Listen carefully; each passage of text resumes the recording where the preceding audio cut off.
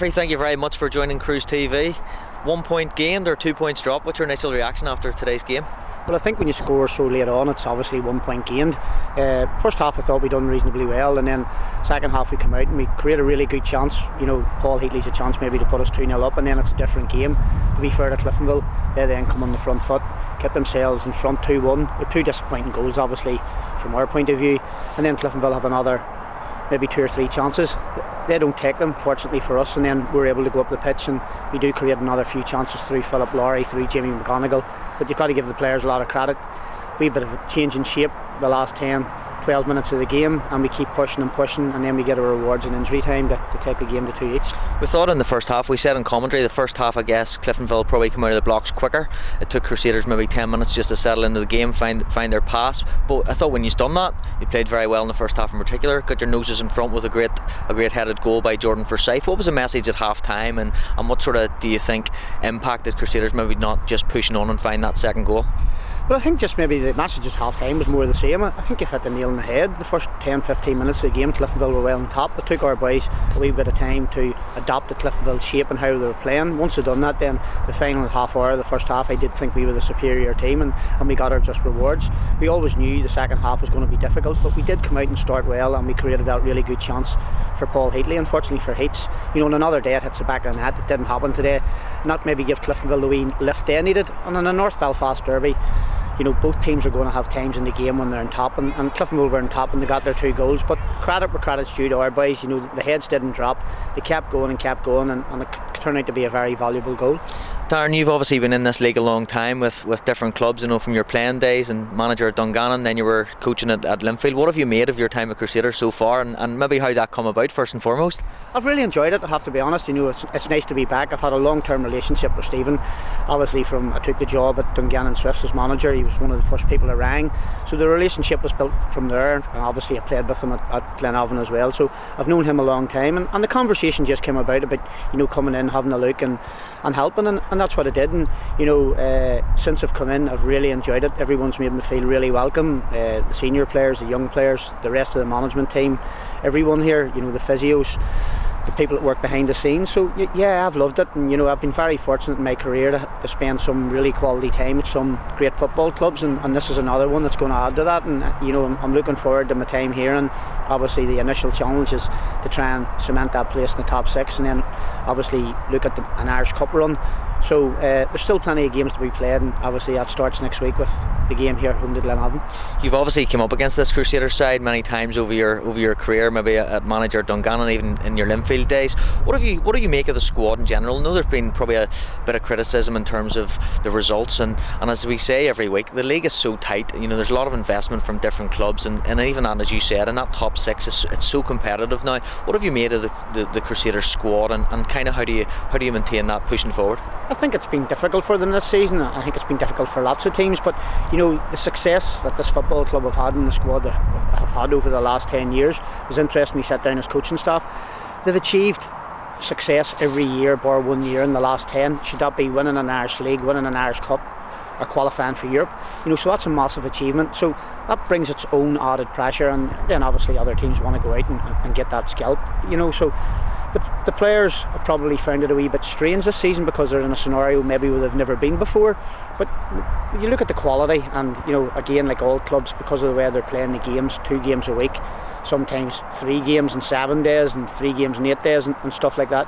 You obviously lose players through injury, and we have lost some influential players. You look back to the start of the season, Gary Thompson, who was influential in the great run we had at the start, has went out, and what was good about today was that he came on the final 20 minutes, and I thought he had an impact in the game. So we need to get players back fit, because we have a lot of games to play, and we have 7 cup finals to play in the league, and then obviously we have the Irish Cup. So still plenty of football to be played, but really looking forward to it.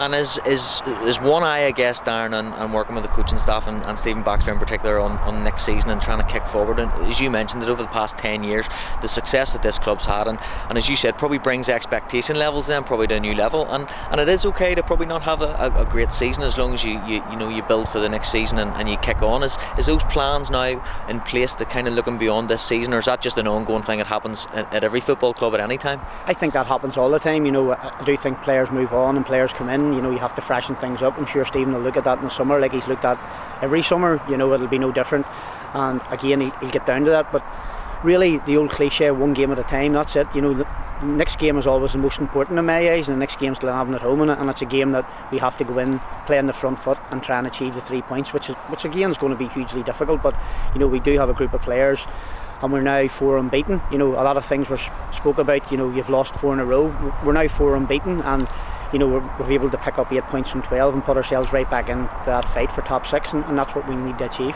It's going to be a very exciting run in now to the end of the season, Darren. How excited are you to be part of it? It's only going to be exciting if we get into that top 6, and obviously, as like I said, it starts with Glenavon and then Dungannon away, and then we'll see where we are. All being well, we'll do what we have to do. What I like about it, we've moved into the top 6 today, so it's in our hands, so it's irrelevant what anyone else does. If we win both our remaining games, then we will finish in the top 6. We don't have to look at anyone else to do us any favours, so it's down to the coaching staff, the manager and the players to rise to that challenge, and I'm 100% certain that the players will. Darren, thank you very much for joining us. Great to have you back here at Seaview. You've settled in really well. There's I've seen you about in training nights, and you're part of the family now, which is great to see. So thank you very much indeed for joining us this afternoon. Thank you. Wow, Philip, Lowry, that game had everything. Disappointed in the end, or point gained? A bit of both. Half time we were probably thinking we kick on here and maybe score a second and put the game to bed, and sort of symbolic of our season. We gave away 2 really poor goals as a collective, as a team. And when you're 2-1 down with 5-10 minutes to go, you always take a point, and we're happy enough with it in the end up. And it's 4 games now unbeaten, albeit 2 draws in the mix. But maybe a few weeks ago, would you maybe not have grinded out and got that point? I think that's fair enough.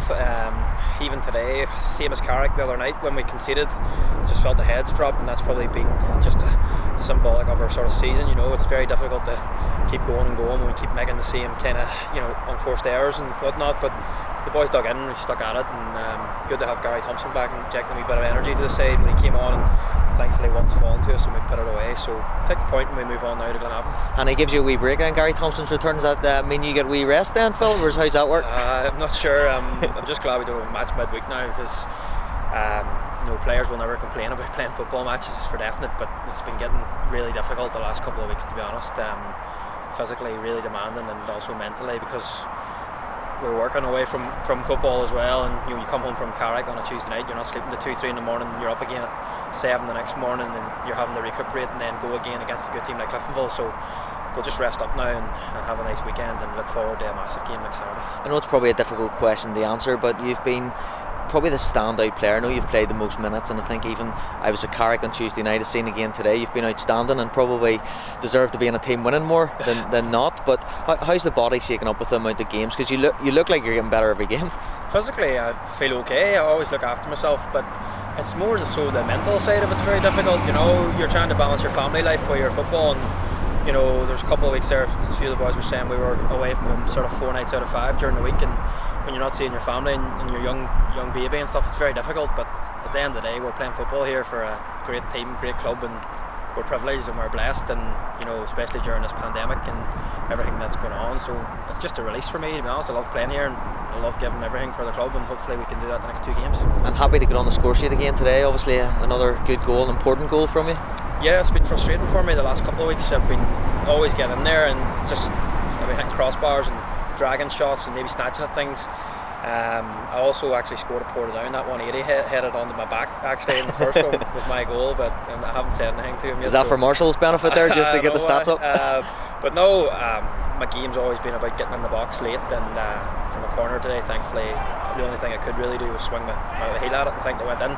Just before that I had a great chance, but it wouldn't go onto my right foot. Didn't fancy swinging left at it when I was off balance, and in the end up I just ran out of space. It was a big chance, I should have scored it. And it is a point that brings us into the top 6, probably now for the first time in our hands. It's a very important game next week here back at Seaview against Glenavon. They've come on the back of another win, they're doing very well. That's going to be another tough challenge. Yeah, there's always been a bit of needle between the 2 clubs as well since I've been here, so it'll be a great game. Glenavon, you know what they're going to do. They'll put it up to us physically, and they've beaten us twice this year, so we definitely owe them one. But as I said, it's in our hands. We beat Glenavon and then go to Dungannon and take 3 points there. We're in the top 6. Absolutely. Phil, well done today, and thank you very much for joining us. No bother.